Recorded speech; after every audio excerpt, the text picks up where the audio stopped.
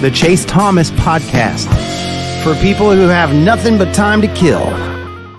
You know, gotten an opportunity yet at the big league level, and I think there's a lot of time left to see how really all of them are going to play out. But you know, Shane Langoliers is the guy that has made the biggest impact already. He's been their starting catcher for all of last season, a little bit shared time with Murphy at the end of 2022.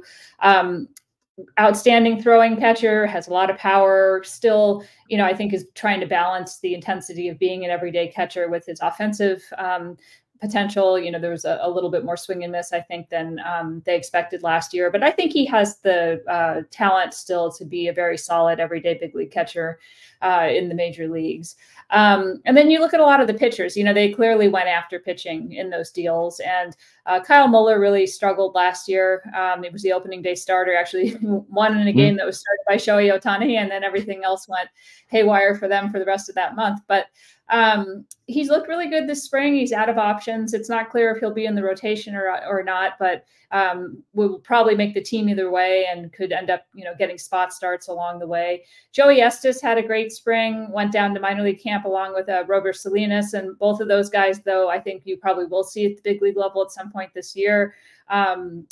Estes probably more in a starter role. I think Salinas, it remains to be seen whether he's a starter or a back end guy with the kind of stuff that he has, but a little bit of command issues. So, but you know, I think there's some guys still in the mix there that they'll have to see, you know, what happens to him. Obviously, Christian Pache is not with the team anymore, and they didn't get a whole lot out of that. But I think Langoliers is probably the top player from that so far.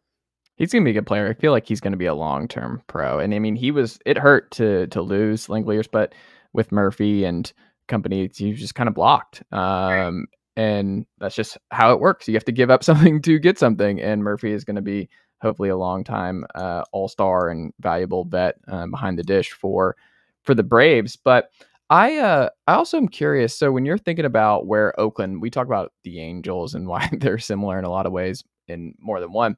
Like, where could Oakland potentially surprise? Where have you seen, like, maybe with the schedule, kind of with what you've seen thus far in the spring? Where could they surprise? Maybe in the standings, maybe in roster development. Where do you see things on that front?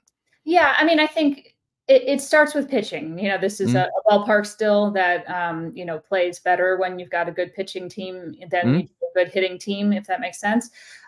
So the pitching needs to be better. They need to throw more strikes. They need to be able to get more innings out of their starters. This sounds really rudimentary, but that was nicely done, nephew. The Chase Thomas Podcast. Hell yeah.